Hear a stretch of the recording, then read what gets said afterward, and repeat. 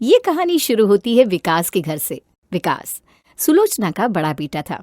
बचपन से ही विकास का मन पढ़ाई में जरा भी नहीं लगता था, इसलिए बहुत छोटी उम्र में ही विकास ने अपने पापा के बिजनेस को संभालना शुरू कर दिया था।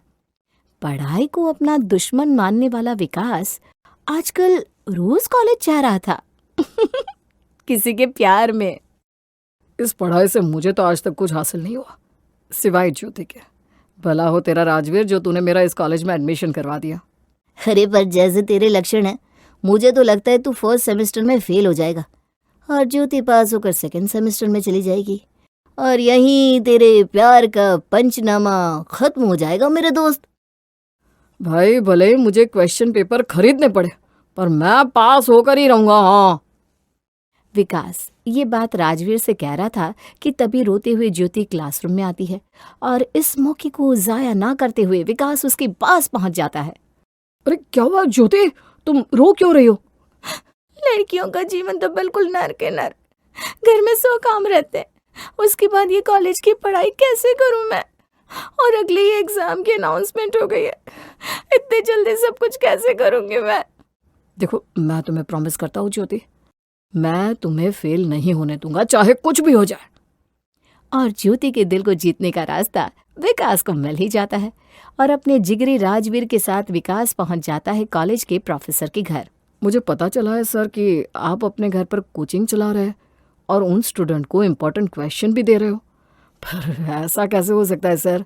हमारे कॉलेज में तो प्रोफेसर्स को कोचिंग पढ़ाना अलाउड ही नहीं है। आपके बच्चे आपसे ज़्यादा हमारे वफादार हैं क्योंकि वो इम्पोर्टेंट क्वेश्चंस हमारे पास आ चुके हैं। हम चाहे तो आपके खिलाफ सर से कंप्लेंट भी कर सकते हैं, नौकरी भी जाएगी, ऊपरी कमाई भी जाएगी। अगर आप नहीं चाहते कि ऐसा कुछ भी हो तो सेमेस्टर 1 के क्वेश्चन पेपर दे दीजिए बस। I will see you both. Naman, अंदर आओ और मेरे कपबोर्ड में से सेमेस्टर 1 के क्वेश्चन पेपर लाकर मुंह पर मारो इन लड़कों के। प्रोफेसर से क्वेश्चन पेपर लेकर विकास सीधा ज्योति के पास जाता है और उसे क्वेश्चन पेपर देते हुए कहता है, ये हमारे एग्जाम के क्वेश्चन पेपर। अब तुम्हें प्रॉब्लम नहीं होगी ज्योति, बस इसे पढ़ लो, फिर फर्स्ट आओगी तुम और सेकंड मैं। अपने हाथों में क्वेश्चन पेपर देखते ही खुशी के मारे ज्योति विकास के गले लग जाती है और यहाँ से शुरू हो जाती है विकास और ज्योति की लव स्टोरी। कॉलेज में सभी के लिए आगे बढ़ बढ़कर काम करने वाली ज्योति अपने घर वालों के लिए कुछ और ही थी। हाथ में क्वेश्चन पेपर आते ही ज्योति के तो तेवर ही बदल गए थे। वो अपने घर जाती है और पैर फैलाए सोफे पर लेट जाती है। थक गई होगी बेटा, तू आराम कर, मैं तेरे लिए अभी जूस लेकर आती हूँ। हाँ मम्मी, 1 गिलास जूस दो, फिर मुझे निकलना भी है। अरे कहाँ जाना है तुझे? ये रोज रोज बाहर घूमने मत जाया कर, तेरे पापा फिर मुझ पर हल्ला करते हैं। जिंदगी भर हल्ला करने के अलावा पापा ने कुछ किया है क्या? और मुझे फर्क नहीं पड़ता वो कुछ भी बोले, मैं तो बाहर जाऊंगी ही। 1 हफ्ते बाद तेरे एग्जाम है, क्या है, क्यों जाना है बाहर? आज प्रिया की बर्थडे पार्टी है और मेरे सारे फ्रेंड्स आ रहे हैं।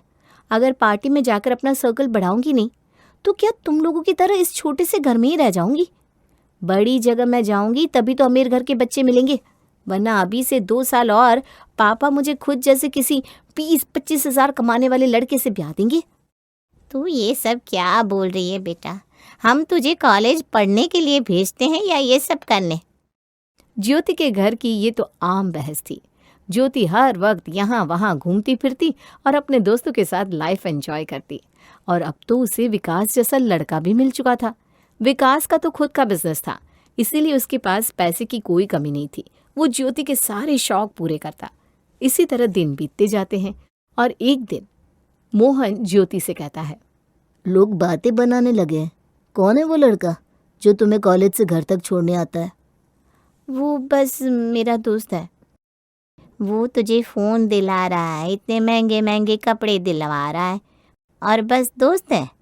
ऐसे दोस्त हमारे तो नहीं बने बेटा। अगर किसी के साथ संबंध बनाया है तो सच सच बता दो। ये सब ना संस्कारहीन वाली हरकतें मत करो। अगर लड़का पसंद है तो बोलो, लड़के को बोल दो हमारे घर रिश्ता भेज दे।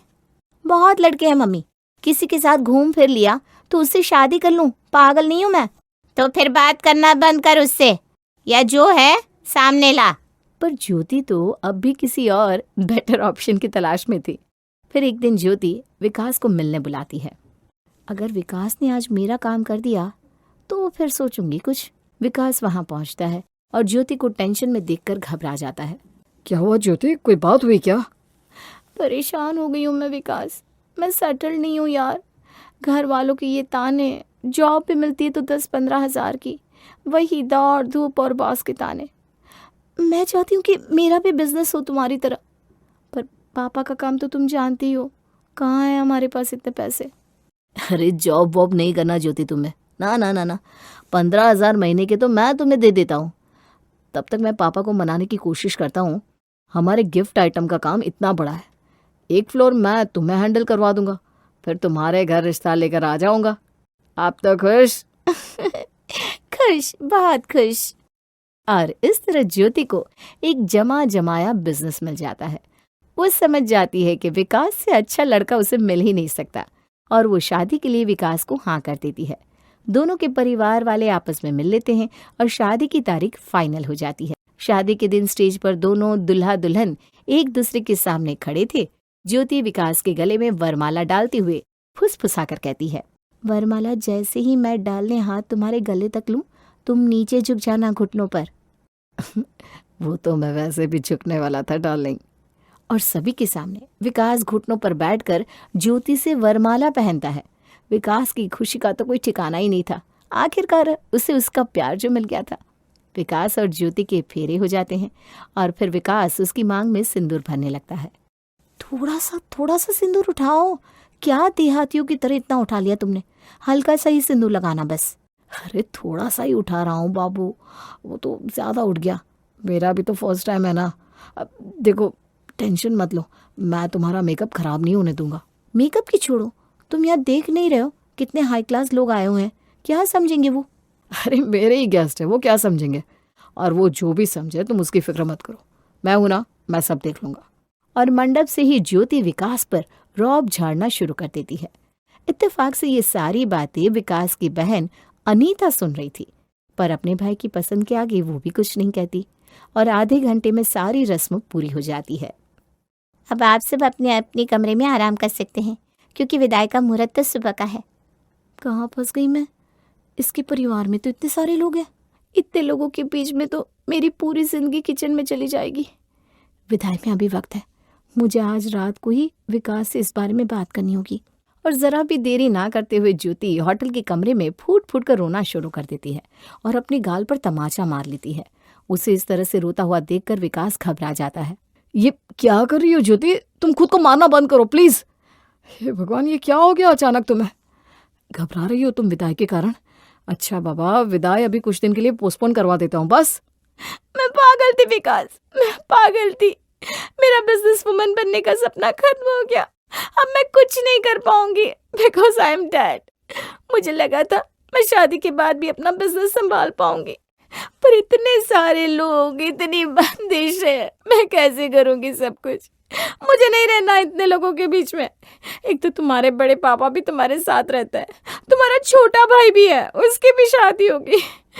देखो, मुझे प्रॉब्लम नहीं है लोगों से, पर इतने लोग रहेंगे तो रोज रोज वहां से निकल कर दुकान आना मेरे लिए कितना मुश्किल हो जाएगा। तुम मुझे भूल जाओ विकास। अरे तुम अचानक ये सब क्या कह रही हो? इतने सारे लोगों के बीच हमारी शादी हुई है ज्योति। देखो, घर से 5 किलोमीटर दूर दुकान के पास ही पापा ने फ्लैट ले रखा है, हम वहीं रहेंगे बस, सिर्फ मैं और तुम। अब तो ठीक है भाई, ऐसे शादी तोड़ने वोड़ने की बात मत करो। मेरे लिए तुम्हारी खुशी से बढ़कर और कुछ भी नहीं है, मैं खुद भी नहीं। और ज्योति की जिद के आगे झुककर विकास अपने पूरे परिवार को छोड़कर ज्योति के साथ शिफ्ट होने का तय कर लेता है। बिल्कुल रहे सेपरेट, अगर उसे रहना है तो, पर कम से कम हफ्ते भर तो ससुराल में रहती। लोग क्या कहेंगे? लोगों का छोड़ो ना दीदी, आपको पता नहीं उसकी हालत कैसी है। वो घबरा गई है। पहले दिन तो सबके साथ रह लेगी, उसके बाद हम फ्लैट में शिफ्ट हो जाएंगे। और देखिए, पहले ही दिन ना सारी रस्में कर लेना और मेहमानों को विदा भी कर देना। अरे सुजाता, कहाँ है तू? देख मैं क्या लेकर आई हूँ, त्रिवेणी संगम की जल और गंगा मैया की मिट्टी। अरे सुषमा, अंदर मत आ, वहीं रुक जा, पहले तेरे पैर तो छूने दे मुझे। बहू, जा जाकर पानी लेकर आ। सुषमा के पैर धो, तीर्थ करके आई है, जरा पुण्य हमें भी मिल जाए। पर कुंभ मेला तो खत्म हो गया ना मम्मी जी, तो आंटी जी कुंभ कैसे जाकर आई हैं? बेटा कुंभ मेला खत्म हो गया पर माँ गंगा तो वहीं बैठी है ना, त्रिवेणी संगम तो वहीं है और ये जल तो कुंभ के वक्त का ही है। वो क्या हुआ कि प्रयागराज के पास ही मेरी बेटी रहती है तो मैं उसके घर चली गई थी, यहाँ कल ही लौटी हूँ। जल मेरे पास ही था तो सोचा तुम सबके लिए भी ले आऊं। तुम लोग भी जा नहीं पाए ना कुंभ तो जल खुद चल कर आ गया। हाँ आंटी जी वो तो है, ऑफिस वालों के साथ बड़ा लफड़ा है। अभी कुछ दिन पहले ही इन्होंने छुट्टी ली थी ना, तो कुंभ जाने के लिए दोबारा छुट्टी कैसे लेते? और फिर अगले महीने मेरे भाई की शादी है तो फिर छुट्टी लेनी होगी। अब बार बार बॉस के सामने क्या मुंह लेकर जाए। और इनका तो आप जानती हैं आंटी जी, काम किया तो पैसे आए, नहीं किया तो नहीं आए। एक तो कम से कम 3-4 दिन की ट्रिप बनती है उसका खर्चा, और वो 3-4 दिन जो ये काम नहीं कर पाते उसका लॉस अलग, तो हमारा खर्चा तो डबल लग जाता है, इसीलिए नहीं जा पाए। पर कोई बात नहीं, देखिए भगवान की कृपा, खुद ही जल और रज घर पर आ गया। ये थी सुजाता की 2 बहुएं। सुजाता के 2 बेटे थे। बड़ा बेटा कंपनी में जॉब करता था और दूसरे बेटे का पॉलिसी एजेंट का काम था, यानी जिस दिन कस्टमर उस दिन पैसे और जिस दिन काम नहीं उस दिन राम राम। कुंभ के पानी से स्नान करने के बाद ईशा रसोई में जाती है।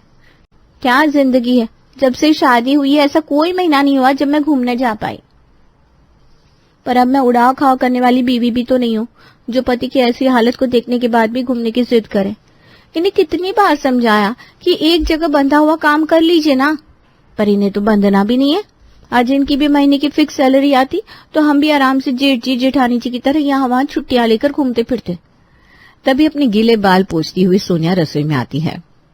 कितनी बार बोला है मैंने तुमसे ईशा कि रसोई में कुड़-कुड़ करके खाना नहीं बनाना चाहिए, दिमाग की नेगेटिविटी खाने में चली जाती है, और यही खाना जब घर के लोग खाते हैं ना तो उनका दिमाग भी नेगेटिव हो जाता है। खुश होकर खाना बनाया करो। मुस्कुरा दिया मैंने, ही। हो गई शांति आपको? आपको क्या ही कुड़न है भाभी, आप तो पिछले महीने भी घूम कर आई थी, फिर अगले महीने भी आपके मायके भाई की शादी में चली जाएंगी। आपके माइंड को तो ऐसे ही बाहर की हवा मिल जाती है, पर मेरे दिमाग का क्या, मुझे तो बाहर की हवा नसीब ही नहीं होती। पता नहीं आखिरी बार कब मैं बाहर गांव घूमने गई थी। तुम तो ऐसे बोल रही हो जैसे इसमें मेरी गलती है ईशा। देवर जी ने खुद ऐसा काम चुना है तो मैं क्या करूं? और तुम इनकी सैलरी का कह तो देती हो, पर नुकसान भी कम नहीं है। ऐसे काम कितना भी एक्स्ट्रा काम क्यों ना करे, पैसे उतने ही मिलते हैं। देवर जी ने किसी महीने ज्यादा पॉलिसी बेच दी तो फायदा भी तो होगा, पर यहाँ तो वो भी नहीं है।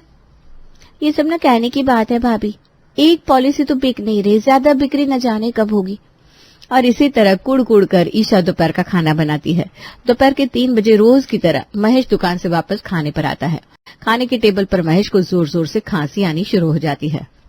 पूरे 10 दिन हो गए आपकी इस खांसी को, कितनी बार बोला मैंने डॉक्टर को दिखा दीजिए, पर आप है कि जाने को तैयार नहीं है। क्या फायदा बीमारी को पालने का, किसी अच्छे से डॉक्टर को दिखाइए और झमेला खत्म कीजिए, वरना पता चला छोटी सी खरोच नासुर बन गई। पापा जी मम्मी जी ठीक कह रही हैं, और इस उम्र में बीमारियों को ठीक होने में वक्त भी तो लगता है। ऐसे भी आप सुबह सुबह टहलने निकल जाते हैं, लग गई होगी हवा। मैं डॉक्टर का अपॉइंटमेंट ले लेती हूँ। अरे नहीं बहू, यहाँ के डॉक्टर तो ऐसे ना कि कहना ही नहीं, पैसे लूटते हैं सब। तकलीफ कान में होगी तो पूरे बॉडी की रिपोर्ट्स करवाएंगे। मैं सोच रहा हूँ बाहर जाकर दिखवा लूं। हैदराबाद में अच्छे डॉक्टर हैं। कुछ दिनों से शरीर में कमजोरी सी भी महसूस होती है। याद है एक बार तेरी बुआ जी को जब पथरी हुई थी, कैसे छोटे से ऑपरेशन से वहां के डॉक्टरों ने उसे ठीक कर दिया था, और बाद में कोई कॉम्प्लिकेशंस भी नहीं हुए। आपके भी तो शरीर में 10 प्रॉब्लम लगे रहते हैं सुजाता जी, आप भी मेरे साथ हो लीजिए, इसी बहाने मुझे साथी भी मिल जाएगा। तो फिर तय रहा, हम दोनों हैदराबाद जाएंगे। और इस तरह सुजाता और महेश का हैदराबाद जाना तय होता है। रात को खाने के टेबल पर करण और प्रेम के सामने इस बात को आगे बढ़ाया जाता है, जिस पर करण कहता है, आज से पहले आप कभी हैदराबाद नहीं गए पापा, और मम्मी को तो ट्रेन के नाम तक नहीं पता। कैसे पहुंचेंगे आप लोग हैदराबाद? और वहां पर हॉस्पिटल ढूंढना, इलाज करवाना मजाक है क्या? इतने बड़े बड़े हॉस्पिटल होते हैं, सही डॉक्टर को ढूंढने में ही 1 आध दिन लग जाए। अकेले जाना मेरे हिसाब से तो ठीक नहीं है। तो हमने कब बोला बेटा कि हम अकेले जा रहे हैं? तुम में से कोई चलो साथ में, तू चल ले प्रेम। ठीक है मम्मी, शरीर से जरूरी तो कुछ नहीं है, मैं चलता हूँ। और ये सुनते ही ईशा का पारा चढ़ जाता है। वो खाने के टेबल से उठकर अपने कमरे में चली जाती है। ईशा, अब मम्मी ने मेरा नाम ले ही लिया था तो मैं मना कैसे करता? मम्मी ने मुझे पाल पोस कर बड़ा किया है, तो उन्हें डॉक्टर को दिखाने जैसे छोटे से काम में मेरा ना नुकर करना ठीक नहीं लगता। ऐसा तो नहीं है कि मम्मी जी ने आपको पालने में ज्यादा मेहनत की है और भैया को कम, दोनों को एक जैसा ही पाला था ना। फिलहाल स्थिति आपकी डामाडोल थी, आपको सामने से मना कर देना चाहिए था, पर जब भी घर वालों की बात आती है आपकी तो सिट्टी पिट्टी गुल हो जाती है। एक दिन में पॉलिसी बेचकर इस लेवल पर मैं आ जाऊंगा कि तुम्हारे लिए घर खरीद लूंगा। ईशा, एम्पायर नाम का फर्म होगा हमारा, तुम्हें डायमंड दिलाऊंगा। खाक डायमंड्स, सोने की घास खरीदने की तो हैसियत नहीं है, बस डायलॉग बाजी आती है आपको और कुछ नहीं। मान लीजिए आप चढ़ गए ट्रेन पर और उसके बाद क्लाइंट का फोन आ गया तो क्या होगा? अरे देख ही जाएगा ना, तब की देख लेंगे। ये आपकी इसी स्वभाव के कारण आज तक हम यही हैं। मैं कल खुद ही मम्मी जी से इस बारे में बात करूंगी। आपकी माँ के सामने आपकी इमेज बनी रहेगी। बहुओं का क्या है, बहुएं तो ऐसे ही बदनाम है। अगली सुबह नाश्ते के टेबल पर ईशा सभी को नाश्ता परोस रही थी। किस बारे में बात कर रही हो तुम बहू? बाहर का काम तो मैं कर ही देता हूँ, राशन लाने से लेकर सब कुछ। राशन लाने के लिए जो पैसे लगते हैं, बात उन पैसों की है पापा जी। आपको डॉक्टर को दिखाने ले जाना है, मुझे कोई दिक्कत नहीं है। एक काम करती हूँ, मैं ही चलती हूँ आपके साथ, क्योंकि इनके एक क्लाइंट आने वाले हैं 14 तारीख को और 13 की तो आपकी ट्रेन है। इनकी जो हालत है वो आपसे तो छुपी नहीं है। काम करो और क्लाइंट्स बनाओ। आजकल मार्केट में इतने एजेंट हो गए हैं कि क्लाइंट मिलना बहुत मुश्किल हो गया है। ऐसे में अगर कोई क्लाइंट लंदन से आ रहा हो तो उसे मना करना मुझे तो ठीक नहीं लगता। जेठ जी का क्या है, वो तो महीने के 20 दिन काम करे या 15 दिन, तनख्वाह तो उतनी ही मिलती है। पर प्रेम जी तो जितने दिन काम करते हैं उन्हें उतने ही दिन के पैसे मिलते हैं। हॉल से आ रही अपनी देवरानी की आवाज सुनकर सोनिया से रहा नहीं जाता। ये तो हाथ हो गई, हर वक्त ईशा इनके सैलरी पर रोती रहती है। ऐसे ही थोड़ी ना मिल गई थी नौकरी, चप्पल घिस गए थे इनके। माथे पर कपड़ा बांधे सोनिया कमरे से बाहर आती है। एक दिन मरना भी नसीब नहीं हो रहा इस घर में मुझे। सर दर्द से फटा जा रहा है, दुपट्टा बांधकर दवाई लेकर लेटी थी, फिर भी तुमसे चुप नहीं रहा गया ना ईशा। इससे अच्छा मैं ही नाश्ता बना लेती। अरे भाभी, आप बेकार में ही बिगड़ रही हैं। आए दिन तो जेठ जी सीक लीव लेकर आपको घुमाने ले जाते हैं, तो मम्मी जी के साथ भी सीक लीव लेकर जा सकते थे। लगातार चलती इस बहस को सुनकर महेश कहता है, गलती मेरी हो गई जो मैंने शहर से बाहर जाने की बात कर दी। तो एक काम कर बहू, यहीं पास के डॉक्टर की अपॉइंटमेंट ले ले, मैं यहीं दिखा लूंगा डॉक्टर को। वैसे भी अब खांसी ठीक है पहले से। कुछ इस तरह ईशा अपने पति की कुछ दिन की सैलरी तो बचा लेती है। बहस के बाद जैसे ही ईशा कमरे में आती है, प्रेम के फोन की घंटी बजती है। Mister Prem, this is robin. मुझे पॉलिसीज के बारे में आपसे पूछना था। कोई फैमिली प्लान है क्या? हाँ सर, है ना। सिर्फ फैमिली क्यों, हर पर्सन के लिए अलग प्लान है। बच्चों के लिए अलग प्लान है, घर के बड़े बुजुर्गों के लिए अलग प्लान है। Oh okay, nice nice. तो मुझे बच्चों के लिए प्लान लेना है, खुद के लिए भी और फैमिली के लिए भी। मैं कल ही लंदन से आ रहा हूँ। एक्चुअली मेरी जॉइंट फैमिली है और सभी के लिए पॉलिसी लेनी है। मुझे आप कल घर पर मिलिए, मैं आपको अपना एड्रेस मैसेज कर देता हूँ। कहते हैं ना, कभी कभी जबान पर माँ सरस्वती बैठ जाती हैं, पर लगता है इस बार ईशा की जबान पर माँ महालक्ष्मी बैठ गई थी। ये सही नहीं है, यहाँ पति इतना अच्छा कमा रहा है और फिर भी बीवी को इस तरह दौड़ धूप करनी पड़ रही है। नहीं नहीं नहीं, आज के आज ही शोरूम जाकर कार बुक कर देता हूँ। प्रेम बैंक में लोन के लिए अप्लाई कर देता है और शोरूम जाकर कार बुक कर देता है। तो कार बुक करके आया और हमें बताया भी नहीं। इतना बड़ा खर्चा एक बार में करना ठीक नहीं होता प्रेम। पैसे मुझे नहीं देने पापा, बैंक से लोन लिया है मैंने, मुझे बस लोन को चुकाना है।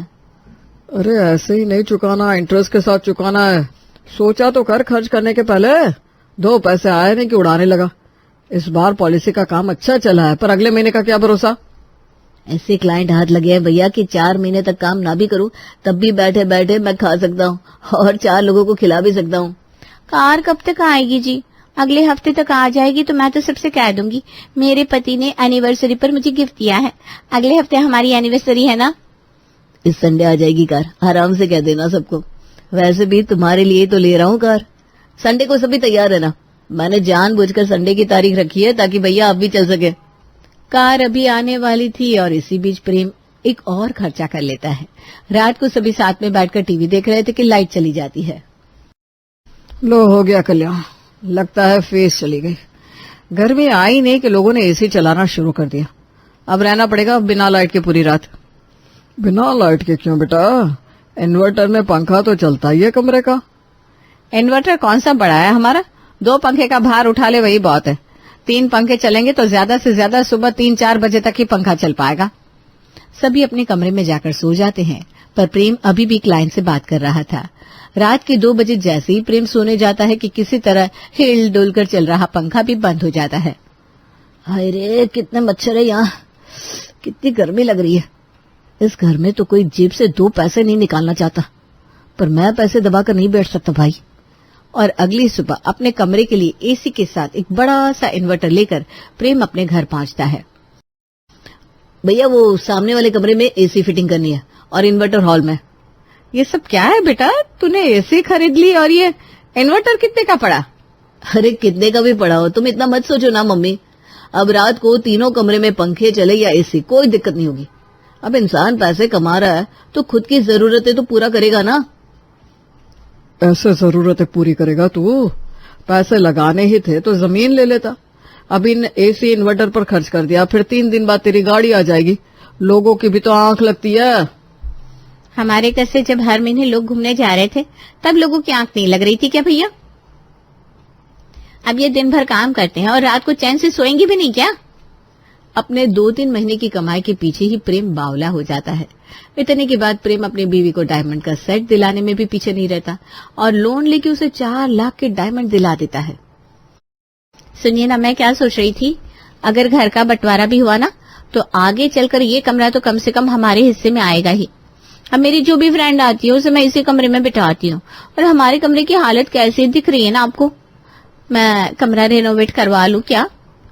और अपने कमरे के रेनोवेशन के लिए प्रेम ये तीसरा लोन उठा लेता है।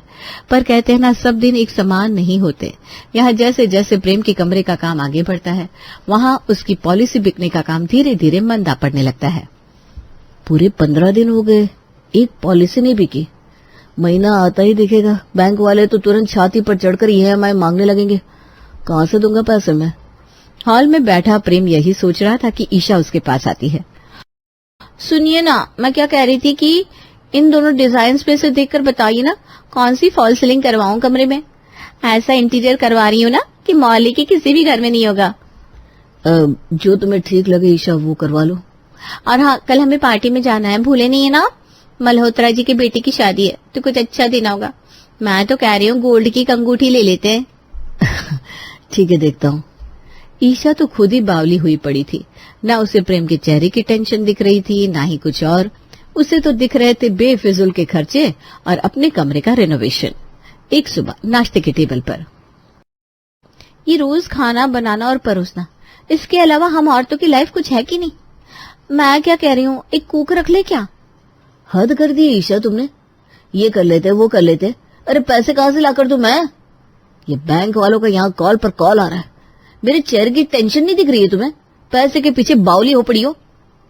अब टेंशन बर्दाश्त करते करते आदमी कितना ही बर्दाश्त करता, और आज खाने के टेबल पर प्रेम चिढ़कर चीख पड़ता है। बैंक वालों का कॉल आ रहा है तुझे? 3 लोन ले रखा है भैया, और इस महीने तो काम भी नहीं हुआ। कैसे होगा सब कुछ, मुझे कुछ समझ में नहीं आ रहा। बैंक वाले कार तो ले जाएंगे, पर जो बाकी 2 और लोन लिए थे उसका क्या होगा? ऐसा कैसे कार ले जाएंगे? मोहल्ले में हमारी कोई इज्जत नहीं है क्या? कितनी EMI देनी है बता मुझे। अभी तेरा बाप जिंदा है बेटा, फिक्र क्यों करता है? इसीलिए कहते थे हम कि सोच समझ कर खर्च कर। अब आ गई ना आफत सर पर। और आखिर में करण और महेश मिलकर प्रेम के लिए हुए लोन को क्लियर करने की जिम्मेदारी अपने सर पर ले लेते हैं। इस सब से प्रेम को समझ में आता है कि कैसे 1-2 महीने में अचानक आ रही कमाई को ही सब कुछ मानकर अपने खर्चे नहीं बढ़ाने चाहिए। उस दिन के बाद जब भी प्रेम की इनकम बढ़ती, वो उन पैसों को सबसे पहले अपने लोन को तोड़ने में लगाता या प्रॉपर्टी खरीदता। अरे बहू, नाश्ता बना कि नहीं अभी तक? बस ला रही हूँ माँ जी। पूनम जल्दी से सबके लिए टेबल पर नाश्ता सर्व करती है। ये लीजिए, आज मैंने आप सबके लिए गर्मा गर्म आलू के पराठे बनाए हैं। अरे वाह भाभी, फिर तो आज नाश्ता करने का मजा ही आ जाएगा। पराठे के साथ दही भी है क्या? अब पराठे बनाए हैं तो पराठे के साथ दही तो कंपलसरी है ना देवर जी। मैं भी लेकर आती हूँ। पूनम दही लेकर आती है। सब बड़े ही मजे से दही के साथ आलू के पराठे खाते हैं। अरे बहू, पराठे खत्म हो गए क्या? मैंने तो बस 4 ही पराठे खाए थे। हाँ, पेट तो मेरा भी नहीं भरा, 4 पराठों पे कहाँ पेट भरता है। अच्छा, मैंने तो सबके लिए 4-4 पराठे ही बनाए थे। कोई बात नहीं, आप लोग थोड़ी देर रुको, मैं अभी और पराठे सेक कर लाती हूँ। पूनम जल्दी से सबके लिए और पराठे सेक कर लाती है और सब कम से कम 6 से 7 पराठे खा जाते हैं। अब आया ना मजा। 3-4 पराठे खाकर तो पेट में कुछ हलचल भी नहीं होती। जब तक 6-7 पराठे ना खा लो तब तक पेट नहीं भरता। इन लोगों का खाना देखकर पूनम भी हैरान थी कि कोई भला सुबह सुबह नाश्ते में इतना खाना कैसे खा सकता है। तभी शाम को, बहुत सुबह भी हमने आलू के पराठे खाए थे और दिन में भी रोटी सब्जी खाई थी। अब रोटी खाने का मन नहीं कर रहा। एक काम कर, तो सबके लिए दाल चावल बना ले और साथ में आलू का थोड़ा चोखा कर लेना। ठीक है मम्मी जी। पूनम किचन में दाल चावल बनाने जाती है तो पीछे पीछे उसकी सासू माँ भी किचन में आ जाती है। अरे ये क्या बहू, तूने बस इतने से चावल भिगोए हैं? नहीं मम्मी जी, मैंने बड़ी वाली 1 कटोरी चावल भिगोए हैं। अरे 1 कटोरी चावल में क्या होगा बहू, कम से कम 2 कटोरी चावल तो बना। अब रात को हम रोटी तो खा नहीं रहे तो चावल ही भरपेट खाएंगे ना। लेकिन मम्मी जी 2 कटोरी चावल कुछ ज्यादा नहीं हो जाएंगे? तू तो ऐसे कह रही है बहू जैसे तेरे आने से पहले हमारे घर में खाना ही नहीं बनता था। अरे मैं हमेशा से 2 कटोरी चावल ही बनाती आई हूँ और हमारे घर में 2 कटोरी चावल आराम से लग जाते हैं। चल बना ले अब सासू माँ तो पूनम को ये बोलकर चली जाती है, लेकिन उनकी ये बात सुनकर पूनम का मुंह खुला का खुला रह जाता है। हे भगवान, इतने चावल तो मेरे घर में तब भी नहीं बनते थे जब मेरे घर में कोई मेहमान आते थे। पता नहीं ये लोग एक साथ इतना सारा खाना कैसे खा लेते हैं। पूनम टेबल पर दाल चावल सर्व करती है और देखते ही देखते वो लोग 3-3 प्लेट दाल चावल सफा चट कर जाते हैं। अब तो भी खा लेना बहू। दाल चावल बहुत स्वाद बनाया तूने, खाकर मजा आ गया। जी जी मम्मी जी, थैंक यू। अब सबने इतना खाना खा तो लिया, लेकिन रात को किसी को भी बेचैनी की वजह से नींद नहीं आ रही थी। यार मुझे तो नींद ही नहीं आ रही, पता नहीं क्या हो रहा है। अरे जब आप रात को इतना ज्यादा खाना खाओगे तो नींद कैसे आएगी? अरे खाने से सोने का क्या वास्ता, और नींद भूखे पेट नहीं आती, खाना खाकर तो अच्छी खासी नींद आती है। सो जाओ तुमसे तो बात करने का ही फायदा नहीं है। कोई भी पूनम की बात सुनने को तैयार नहीं था। तभी कुछ दिन बाद, ये देखिए सीता जी, इस वीडियो में ये लड़की क्या कह रही है। क्या कह रही है? सुनकर देखिए। आजकल लोगों को खाना डाइजेस्ट ना होने की बड़ी समस्या हो गई है, लेकिन असल में प्रॉब्लम उन चीजों में है जो वो खाते हैं। आमतौर पर हम सबके घरों में रोटी और चावल ही खाया जाता है और वही तो असली परेशानी की जड़ है।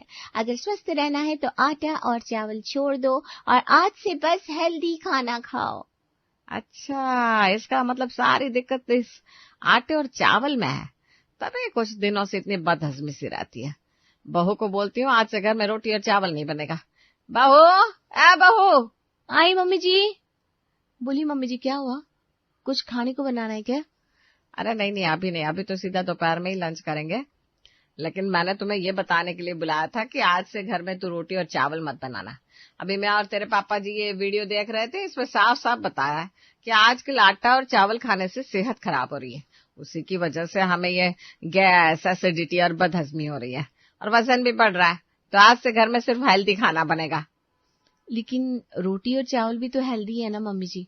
नहीं नहीं, ये बस हमारी गलत फहमी है। अगर रोटी और चावल हेल्दी होता तो हमें इस तरह नुकसान थोड़ी ना करता। कभी गैस हो जाती है, कभी एसिडिटी हो जाती है। ना ना ना, रोटी चावल और नहीं। इस वीडियो के नीचे पूरे खाने की लिस्ट दी है कि हम क्या क्या खा सकते हैं। सीता अब अपनी बहू को वो वीडियो शेयर कर देती है। उसमें हेल्दी हेल्दी खाने के ऑप्शन थे। शाम को पूनम सबके लिए बेसन के चीले बनाती है। ये लीजिए, आज मैंने आप सबके लिए हेल्दी बेसन के चीले बनाए हैं, कोई आटा चावल नहीं। वो सब तो ठीक है बेटा, लेकिन सिर्फ 3 चीले? अरे इतने से चीलों में पेट थोड़ी ना भरेगा। हाँ पूनम, आज तो मैंने शाम को चाय के साथ कुछ ज्यादा खाया भी नहीं था, तो कम से कम डिनर तो अच्छा से करवाओ। सबके लिए 3-4 चीले और बना दो। लेकिन आप सब तो कह रहे थे आपको गैस, एसिडिटी, बदहजमी होती है। इतना सारा खाना खाओगे तो फिर से वही दिक्कत होगी। बहू तू भी ना बहुत बोली है। तुझे सुबह ही मैंने वीडियो भेजी थी ना, नुकसान आटा चावल करता है, ये खाना नहीं। जा अब जाकर सबके लिए और चीले बना दे। हाँ, हे भगवान, अब मैं इन लोगों को बोलूं तो क्या बोलूं? ये तो कोई बात ना ही सुनने को तैयार है और ना ही समझने को। अब फिर से पूनम किचन में जाकर सबके लिए और 3-3, 4-4 चीले बनाती है सुबह के नाश्ते में। भाभी, बेसन के चीले तो हमने रात को खा लिए थे, अभी आप कुछ और ट्राई करो ना। आज आप हमारे लिए मसाला ओट्स बना दो, कुछ चटपटा सा खाने का मन कर रहा है। और हाँ, थोड़े से ज्यादा बनाना, मुझे ना भूख ज्यादा लगी है। अच्छा ठीक है देवर जी, यही बना लेती हूँ। पूनम किचन में जाती है और मसाला ओट्स बनाना शुरू करती है। 1 कटोरी ओट्स में इन सब का काम तो चलेगा नहीं, कम से कम 2-2.5 कटोरी ओट्स तो बनाने पड़ेंगे। इतने ओट्स बना दूंगी कि खा खा कर पक जाएंगे। अरे मुझे समझ में आ रहा है रोटी चावल नहीं खा रहे, लेकिन ये खाना भी इतना ज्यादा खाएंगे तो नुकसान तो ये भी करेगा, पर इन्हें कौन समझाए। गुस्से में पूनम पूरा पतीला भरकर ओट्स बना देती है, लेकिन उसका गुस्सा तो तब धरा का धरा रह जाता है जब टेबल पर जाते ही थोड़ी देर में पतीले के सारे ओट्स सफाचट हो जाते हैं। हे भगवान, इन लोगों ने तो सारे ही ओट्स खा लिए, बाप रे। आज ये ओट्स खाकर तो मजा आ गया बहू। कौन कहता है हेल्दी खाना टेस्टी नहीं होता और उससे पेट नहीं भरता। हमें तो ये स्वाद भी लग रहा है और हमारा पेट भी अच्छे से भर रहा है। अरे जब खाने को इतना इतना खाओगे तो चाहे हेल्दी हो या अनहेल्दी, पेट तो भर ही जाएगा ना। अरे पेट क्या भर जाएगा, मुझे तो लगता है कुछ दिनों में इनका पेट फट जाएगा। इतना हैवी नाश्ता करके तो किसी को पूरा दिन भी भूख ना लगे, लेकिन इन लोगों को तो दोपहर में फिर उतनी ही भूख लग जाती है। यार पूनम, आज सबकी छुट्टी है तो तुम कुछ स्पेशल सा बना लो ना। स्पेशल क्या बनाओ? पहले तो संडे को ज्यादातर छोले भटूरे, सब्जी पूरी या बिरयानी बनती थी। अब आप लोग रोटी चावल खा नहीं रहे तो स्पेशल क्या बनाओ? अरे भाभी, सारी स्पेशल चीज रोटी चावल से ही थोड़ी ना बनती है। और वैसे भी रोटी सिर्फ गेहूं से ही थोड़ी ना बनती है। बाजरा, मक्का, जौ, ज्वार, कितने सारे अनाज की रोटी बनती है। आज आप ना मक्की की रोटी और पालक पनीर बना लो, बड़ा मस्त कॉम्बिनेशन बन जाएगा। वो और साथ में थोड़ा रायता और बना लेना, खाने को मजा आ जाएगा। हा। ठीक है, आप बोलते हो तो बना लेती हूँ। पूनम किचन में जाकर पालक पनीर, मक्की की रोटी और बूंदी का रायता बनाती है। अब मक्की की रोटी बनानी कितनी मुश्किल है ये तो आप सब जानते हो। मक्की की 8-10 रोटियां बनाने में ही इतनी मेहनत हो जाती है, और जब कोई घर में एक एक सदस्य ही मक्की की 6-7 रोटी खाए बेचारे बनाने वाले की क्या हालत हो जाए। हे भगवान, इन लोगों ने तो मुझे दुखी कर दिया। ऐसा लग रहा है कि ढाबे पर काम कर रही हूँ। इतना खाना अगर बना बना कर बाहर बेचती ना तो अच्छे खासे पैसे कमा लेती। इनकी रोटियां बना बना कर मेरे तो हाथ टूट गए। हाय। पूनम जैसे तैसे गरम गरम मक्की की रोटियां बनाती है और सबको खिलाती जाती है। पूरे 2 घंटे तक रोटियां बनाने के बाद कहीं जाकर उन लोगों का पेट भरता है। वाह वाह, हमेशा से गेहूं की रोटियां खाई तो कभी पता ही नहीं लगा कि मक्के की रोटी भी इतनी स्वाद लग सकती है। कभी कभी सर्दियों में ही खाते थे, लेकिन अब से तो हमने सोच लिया है हफ्ते में कम से कम 3 बार तो घर में मक्के की रोटी बनेगी, और बाकी दिन कभी जौ, कभी ज्वार, कभी बाजरे की। क्या? अब ये बात सुनकर पूनम को तो चक्कर आ जाते हैं। तभी थोड़ी देर बाद, जी, कौन ये गंदी बदबू फैला रहा है? अरे बेटा, लगता है बहू ने आज खाने में हींग नहीं डाली थी, इसलिए थोड़ी गैस हो गई है। मुझे भी ऐसा ही लग रहा है। आज तो मैंने 1 रोटी भी कम खाई थी, बस 6 रोटी खाई थी, फिर भी गैस बन गई। कल से सब्जी में हींग डालना बहू। हींग मैंने डाली थी माँ जी, और अच्छे से डाली थी, एकदम भर भर के। तो कल से थोड़ी और डाल देना। तब से पेट भारी भारी हो रहा है। अरे इतना खाना खाओगे तो पेट भारी नहीं तो क्या गुब्बारे की तरह हल्का होगा? मुझे तो एक बात समझ में नहीं आती, इन लोगों को ये बात समझ में कैसे नहीं आती कि असली दिक्कत इतना ज्यादा खाना है, आटा चावल नहीं। आए दिन अब कभी घर में बाजरे की रोटी बनती, कभी मक्के की, कभी ओट्स, कभी किनुआ, लेकिन बिल्कुल भर भर के। तभी कुछ दिन बाद, जन्मदिन की बहुत बहुत बधाई हो बेटा, तुझे खूब तरक्की मिले तुझे। हाँ देवर जी, मेरी तरफ से भी आपको happy birthday. Thank you mummy, thank you भाभी। आज तेरा बर्थडे है तो चलो कहीं बाहर खाना खाना चलते हैं, इसी बहाने हम सबकी पार्टी भी हो जाएगी।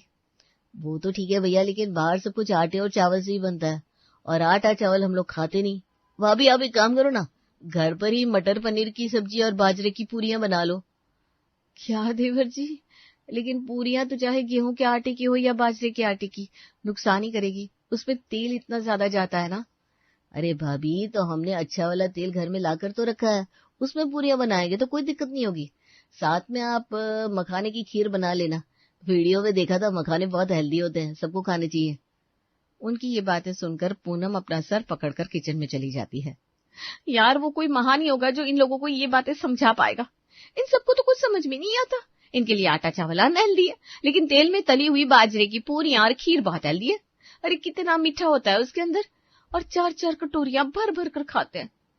मोहित के बर्थडे पर सब लोग रात को भर भर के बाजरे की पूरियां, मखाने की खीर और खूब सारा कुछ खा लेते हैं, लेकिन सुबह सीता जी के पेट में गड़बड़ हो जाती है। बहू, लगता है बाजरे की पूरियां थोड़ी गर्म कर गई। ये तो ठंड में खाओ तभी सही है। तो एक काम कर, मेरे लिए ना आज थोड़ी सी खिचड़ी बना दे। लेकिन मम्मी जी, खिचड़ी तो चावल की बनती है और चावल तो घर में बंद है ना। अरे तो किसी और चीज की खिचड़ी बना लेना, वो किनोआ रखा है ना घर में, उसे दाल में मिलाकर उसकी खिचड़ी बना ले। हाँ भाभी, अब से ना आप एक टाइम रागी की रोटी बनाना। रागी में कैल्शियम अच्छा होता है, तो मम्मी पापा को बहुत फायदा करेगा। अरे कोई चीज आप लोगों का फायदा तो तब करेगी ना जब आप उसे फायदा करने दोगे। इतना ज्यादा खा लेते हो और फायदे की बजाय अपना ही नुकसान करवा लेते हो। अरे ये देखो, लगता है आटा चावल छोड़ने से मेरा वजन कम हो गया। देखो तो मेरी पैंट कितनी ढीली हो गई है। हैं? कल तक तो आपको ये पैंट बिल्कुल फिट आ रही थी, अचानक से ढीली कैसे हो गई? अरे खाने का कमाल है भाई। मुझे तो ऐसा कुछ नहीं लगता, एक ही दिन में इतना फर्क थोड़ी ना होता है। जरा पीछे मुड़ना दो। अमन जैसे ही पीछे मुड़ता है तो उसके पैंट की सिलाई उखड़ी हुई थी।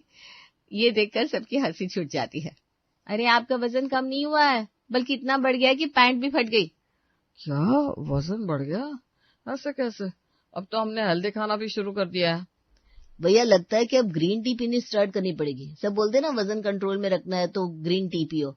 मैं आज ही ग्रीन टी के 4-5 डब्बे ले आऊंगा। अभी तक तो सिर्फ ये लोग खाने में ही सबको पीछे छोड़ते थे, लेकिन अब तो इन्होंने ग्रीन टी पीने में भी सबको पीछे छोड़ दिया। कैसे? चलिए देखते। ये ग्रीन टी स्वाद थोड़ी कम है नहीं, लेकिन गुड़ मिलाकर ठीक लग रही है। मैंने तो 4-5 कप पी ली। अब देखना कैसे हमारा वजन सही होता है। हेल्दी खाना और साथ में ग्रीन टी। आप सबको कौन समझाएगा मम्मी जी? हेल्दी के नाम पर वो लोग भर भर कर खाना और ग्रीन टी लेते रहते हैं। ना तो उनका वजन बढ़ना रुकता है, ना ही उनकी गैस एसिडिटी की परेशानी खत्म होती है, मगर फिर भी उन्हें अपनी गलती समझ में नहीं आती। तभी कुछ दिन बाद, अरे क्या हुआ वॉचमैन अंकल, इतने उदास उदास क्यों बैठे हो? उदास नहीं बैठे भैया, बस बड़ी जोर से भूख लग रही है। खाना लेने गए थे लेकिन आज खाने वाला है ही नहीं। लगता है अब तो शाम को घर जाकर ही खाना बनाकर खाना पड़ेगा।